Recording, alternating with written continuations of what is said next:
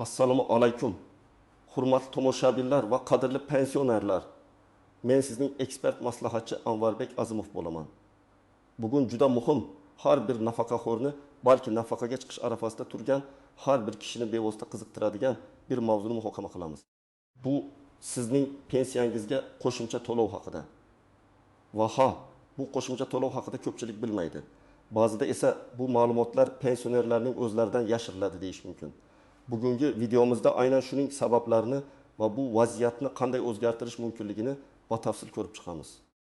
Shu sababli iltimos, videoni oxirigacha diqqat bilan tomosha qiling.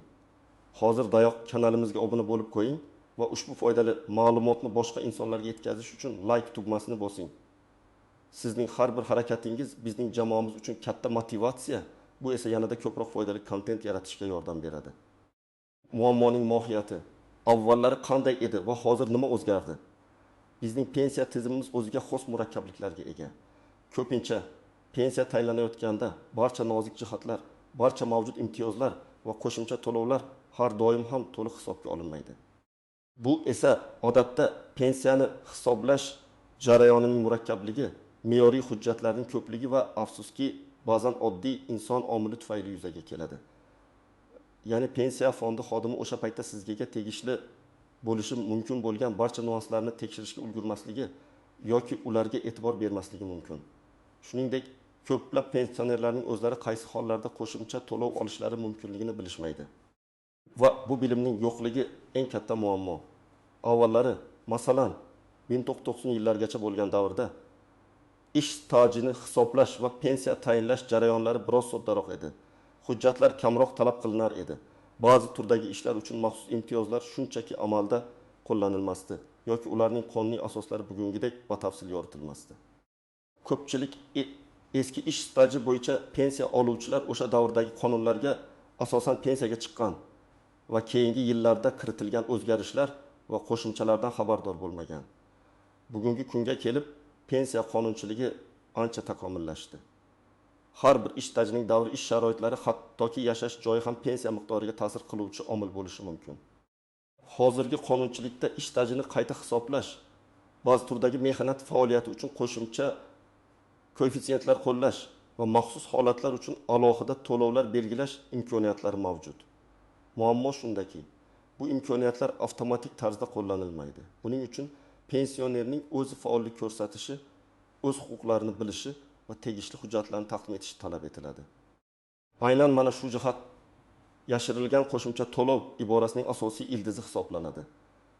Davlat sizga bu imkoniyatni bergan, lekin u haqida doim ham eslatib turmaydi. Ayniqsa, agar sizning vaziyatingiz biroz murakkabroq bo'lsa, asosiy qismi batafsil tahlil, nimani bilish kerak, kim xavotirlanishi kerak va kim xavotirlanmasligi kerak. Xo'sh, bu qanday qo'shimcha to'lov va uni kim olishi mumkin? Gap shundaki, bu bir emas, balki bir nechta turdagi qo'shimcha to'lovlar bo'lishi mumkin. Ular pensiya hisob kitobini qayta ko'rib chiqish natijasida yuzaga keladi. Eng keng tarqalgan holat bu mehnat stajini qayta hisoblash orqali beriladigan qo'shimcha to'lov. Bu degani, sizning ish stajingizdagi ba'zi davrlar dastlab noto'g'ri hisoblangan, umuman hisobga olinmagan yoki o'sha davrda amalda bo'lgan maxsus koeffitsiyentlar qo'llanilmagan bo'lishi mumkin. Kim xavotirlanishi kerak? Ya'ni kim pensiya fondiga murojaat qilib, o'z pensiyasini qayta hisoblash imkoniyatini tekshirish kerak? 1.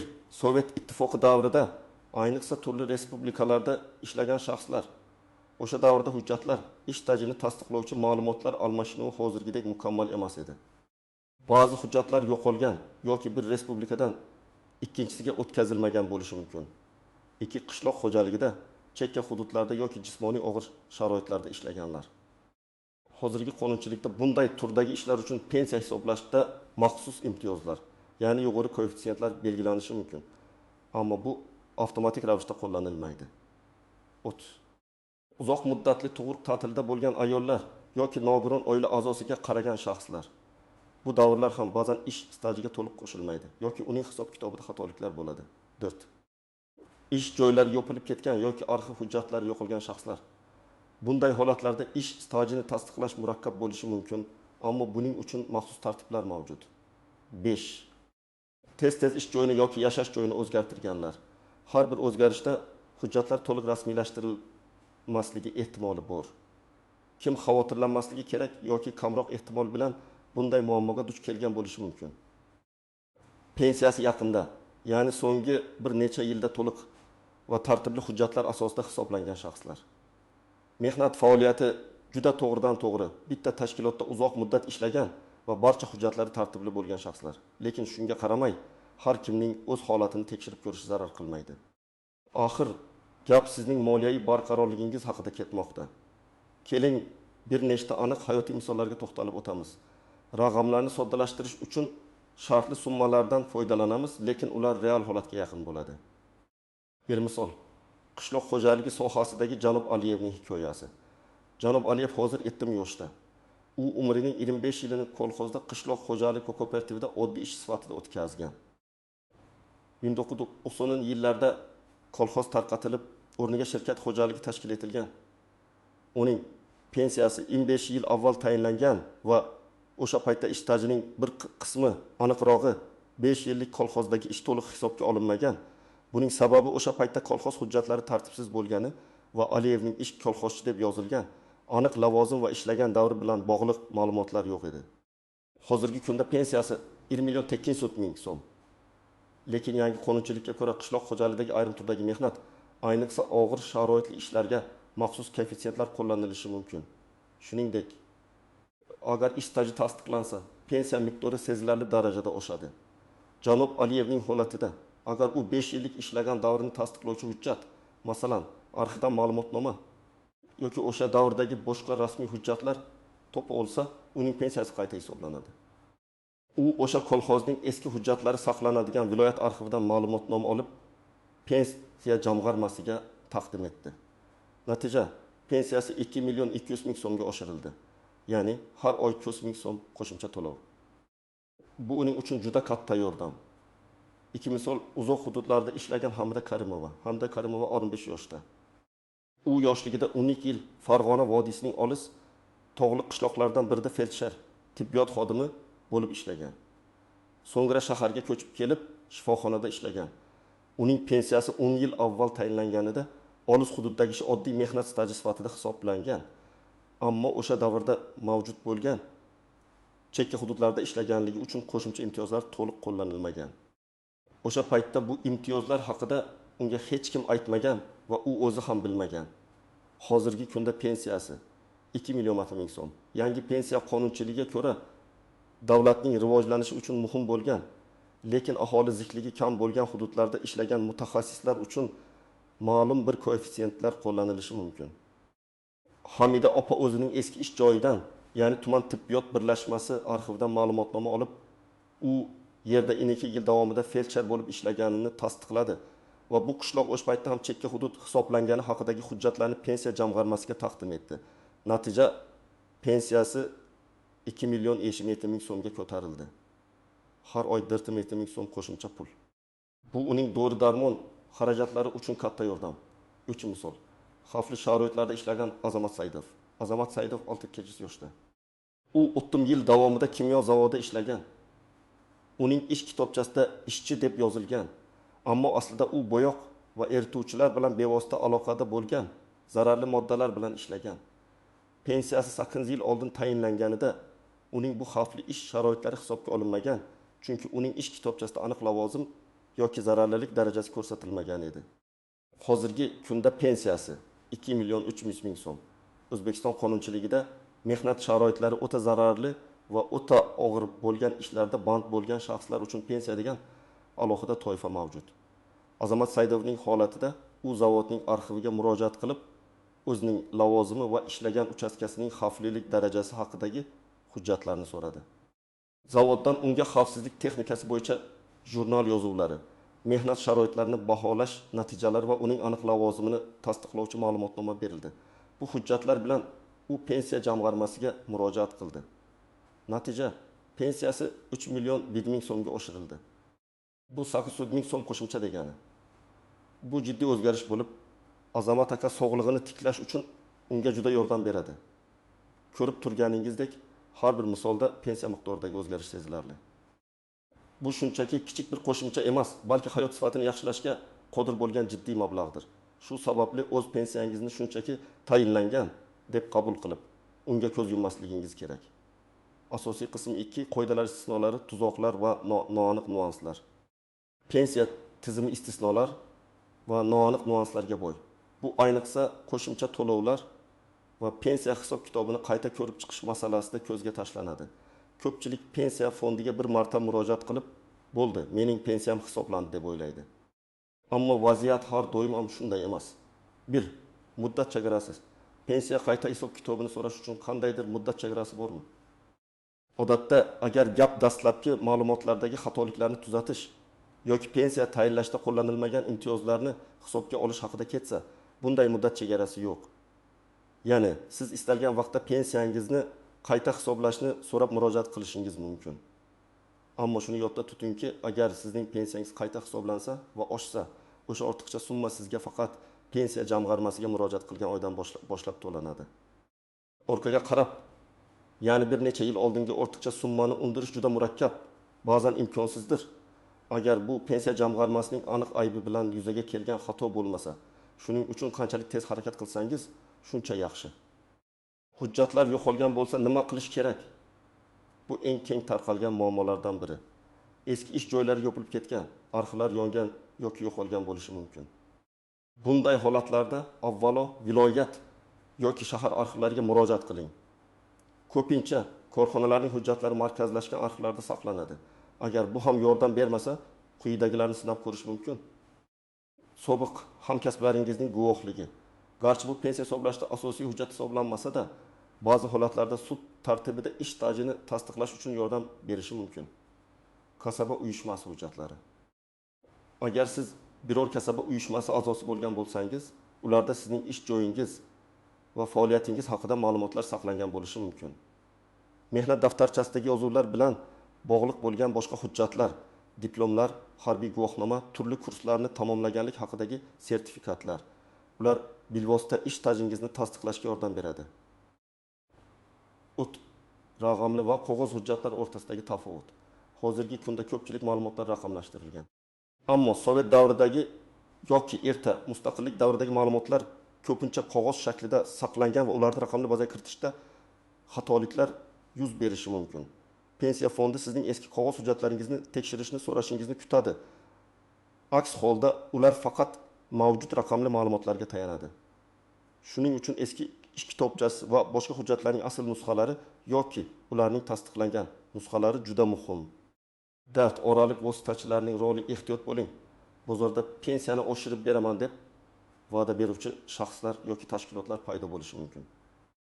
Ularning xizmatlaridan foydalanishda juda ehtiyot bo'ling. Ko'pincha ular sizdan katta miqdorda pul talab qiladi, lekin natija kafolatlanmaydi.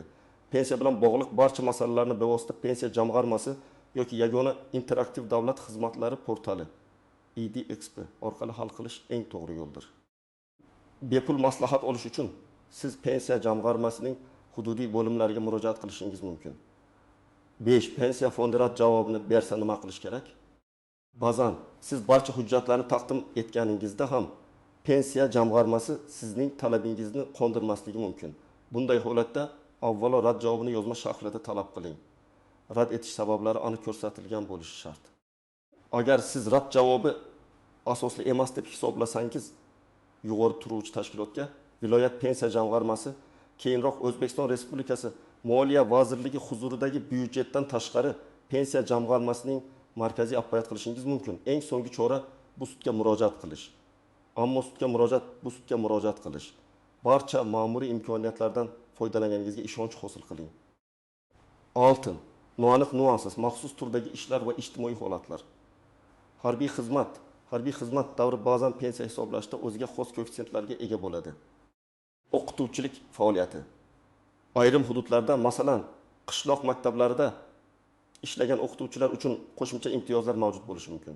Madaniyat xodimlari, teatr, musiqa san'at sohasidagi ba'zi mutaxassislar uchun maxsus pensiya imtiyozlari mavjud parvarish qilish O'zbekiston Respublikasi qonunchiligiga ko'ra nogiron bolani parvarish qilish davri ham pensiya stajiga qo'shilishi mumkin.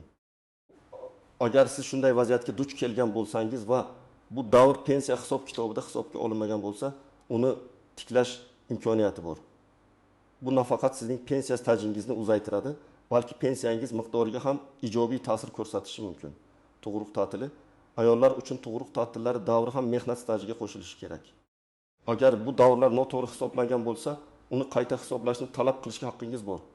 Eng muhimi shundaki, isbotlash yoki pensionerning o'z zimmasida. Pensiya jamg'armasi siz uchun hujjatlarni izlab topmaydi. Siz ularni to'plashingiz va taqdim etishingiz kerak. Bu biroz zerikarli va qiyin ish bo'lishi mumkin, ammo natija bunga arziydi. Amaliy maslahatlar, tomoshabin nima qilishi kerakligi haqida aniq ko'rsatmalar. Xo'sh, endi bilasizki, sizda ham qo'shimcha to'lov olish imkoniyati bo'lishi mumkin. Xo'sh, endi nima qilish kerak? Qanday qilib to'g'ri yo'nalishda harakat qilish kerak? Mana siz uchun aniq bosqichma-bosqich ko'rsatmalar. Ilk qadam, barcha mavjud hujjatlaringizni to'plang. Bu sizning asosiy vazifangiz. Har bir qog'oz muhim bo'lishi mumkin. Quyidagilarni qidiring va bir joyga jamlang. Mehnat daftarchangizning asl nusxasi. Bu eng asosiy hujjat. Undagi har bir yozuvni diqqat bilan tekshiring. Diplomlar va boshqa ta'lim muassasalarini tamomlaganlik haqidagi hujjatlar. O'quv yillari ham ish stajiga qo'shilishi mumkin. Nikoh va farzandlaringizning tug'ilganlik guvohnomalari. Ayollar uchun tug'ruq ta'tillari nogiron farzandni parvarish qilish davrlari pensiya hisob-kitobida muhim rol o'ynaydi. Harbiy guvohnoma. Harbiy xizmat davri ham stajga qo'shiladi. Sobiq ish joylaringizdan agar mavjud bo'lsa, olingan ma'lumotnomalar, buyruqlar nusxalari, oylik maosh haqidagi ma'lumotlar. Ayniqsa, agar mehnat daftarchangizda qandaydir kamchiliklar bo'lsa, bu hujjatlar qo'l keladi. Agar nogiron oila a'zosini parvarish qilgan bo'lsangiz, bu haqda tibbiy xulosalar va boshqa tasdiqlovchi hujjatlar, pasportingiz. Ilk qadam, hududingizdagi pensiya jamg'armasi bo'limiga murojaat qiling. Barcha hujjatlaringizni to'plaganingizdan so'ng yashash joyingiz bo'yicha pensiya jamg'armasining hududiy bo'limiga shaxsan boring. Bu yerda sizga bepul maslahat berishlari shart. Borganingizda navbatchi xodimga yoki mutaxassisga vaziyatingizni tushuntiring. Asosiy maqsad hozirgi pensiyangiz qanday hisoblanganligi haqida batafsil ma'lumot olish. Qadam, pensiyangizni qayta hisoblash imkoniyatlari haqida aniq so'rang. Pensiya jamg'armasi xodimiga o'z pensiyangizni mehnat stajini qayta hisoblashga o'z pensiyangizni mehnat stajini qayta hisoblash imkoniyatlari deb ayting. Yoki maxsus sharoitlar uchun qo'shimcha to'lovlar. O'zbek tilida maxsus sharoitlar uchun qo'shimcha to'lovlar deb ayting. Asosida qayta ko'rib chiqishni xohlashingizni ayting. Quyidagi savollarni berishdan tortinmang. Mening pensiyam hisob-kitobida barcha ish staj davrlari to'liq hisobga olinganmi? Ayniqsa quyidagi davrlarni o'zingizga tegishlilarni sanab o'ting. Kolxozdagi ishim agar bo'lsa, chekka hududdagi ishim agar bo'lsa, zararli sharoitlardagi ishim agar bo'lsa, nogiron bolani parvarish qilish davrim agar bo'lsa, tug'ruq ta'tilida bo'lgan davrim agar bo'lsa, harbiy xizmat davrim agar bo'lsa, menga qandaydir maxsus koeffitsiyentlar yoki imtiyozlar qo'llanilganmi? Agar yo'q bo'lsa, ularni qo'llash imkoniyati bormi? Qaysi hujjatlarim pensiya jamg'armasi bazasida mavjud emas yoki noto'g'ri kiritilgan bo'lishi mumkin? Pensiyamning hozirgi hisob-kitobi bo'yicha batafsil ma'lumotnoma bera olasizmi? Bu sizga mustaqil ravishda tahlil qilishga yordam beradi. 4 qadam. Agar kamchiliklarni topsangiz, ularni qanday isbotlash kerakligini so'rang. Agar sizning pensiya fondi xodimi bilan suhbatingiz davomida ish stajingizning biror davri hisobga olinmagani yoki maxsus sharoitlar inobatga olinmagani aniqlansa, darhol uni qanday isbotlashingiz mumkinligini so'rang. Qaysi arxivga murojaat qilish kerak? Agar eski ish joyi yo'q bo'lsa, qanday turdagi ma'lumotnomalar talab etiladi? Qanday shakldagi ariza yozish kerak? Qaysi me'yoriy hujjatlarga asoslanish kerak? Bu sizga o'z huquqlaringizni himoya qilishda yordam beradi. 5 qadam, qat'iyatli bo'ling. Agar rad javobini olsangiz, uning sababini yozma shaklida talab qiling. Ba'zi hollarda pensiya jamg'armasi xodimlari sizning talabingizni qo'ndirmasligi mumkin. Bunday holatlarda qat'iyatli bo'ling, lekin xushmuolikni o'tmang. Rad javobini doimo yozma shaklida talab qiling. Sizga to'g'ri kelmaydi degan og'zaki javobni qabul qilmang. Rad etish sababi aniq ko'rsatilishi, qaysi qonun moddasiga asosan rad etilgani yozilishi shart. Bu hujjat kelajakda shikoyat qilish yoki sudga murojaat qilish uchun asos bo'ladi. Rad javobida ko'rsatilgan sabablarni diqqat bilan o'rganing va ularga qarshi dalillarni to'plashga harakat qiling. 6 qadam. Pensiya jamg'armasiga rasmiy ariza yozing. Barcha hujjatlarni to'plab, o'z holatingizni tushunganingizdan so'ng pensiya jamg'armasi bo'limiga rasmiy ariza yozing. Ariza quyidagilarni o'z ichiga olishi kerak. Kimdan? Sizning to'liq FAH yashash manzilingiz, pasport ma'lumotlaringiz. Kimga? Pensiya jamg'armasining hududiy bo'limi rahbari nomiga. Aziza sarlavhasi. Pensiyani qayta hisoblash va qo'shimcha to'lov tayinlash to'g'risida. Aziza matni. Siz pensiyaning qayta hisoblanishini qaysi asoslarga ko'ra so'rayotganingizni aniq ko'rsating. Masalan, mehnat stajimdagi 5 yillik kolxozdagi ishim to'liq hisobga olinmagan yoki zararli sharoitlardagi ishim uchun tegishli koeffitsiyentlar qo'llanilmagan va hokazo. Sizning da'voingizni tasdiqlovchi barcha ilova qilinayotgan hujjatlar ro'yxati. Masalan, mehnat daftarchasi nusxasi, arxiv ma'lumotnomasi nomer, tibbiy xulosa nusxasi va hokazo. Ariza sanasi va imzongiz. Arizani 2 nusxada tayyorlang. Bir nusxasini pensiya jamg'armasi qabulxonasida ro'yxatdan o'tkazing va ikkinchi nusxasiga kirim qilish raqami va sanasini qo'yib, o'zingizda saqlab qoling. Bu sizning rasmiy murojaatingizning isboti bo'ladi. Xulosa va yakuniy chorlov, hurmatli do'stlar, ko'rib turganingizdek, pensiya masalasi juda nozik va diqqat talab qiladigan jarayon. Juda ko'plab insonlar o'zlariga tegishli bo'lgan qo'shimcha to'lovlardan, imtiyozlardan bexabar qolmoqdalar. Bu ularning hayot sifati, moliyaviy barqarorligi uchun katta yo'qotishdir. Menimcha, endi siz bu yashirilgan qo'shimcha to'lovlar nima ekanligini, ular qanday hisoblanishini va ularni olish uchun nima qilishingiz kerakligini tushundingiz. Shuni unutmangki, har bir fuqaro o'z huquqlarini bilishi va ulardan foydalanishi shart. Davlat sizga bu imkoniyatlarni beradi, faqatgina ularni topish va ulardan foydalanish uchun biroz harakat qilishingiz kerak bo'ladi. Bir marta harakat qilsangiz, butun umringiz davomida har oy qo'shimcha mablag' olishingiz mumkin. Bu arzimas ish emas.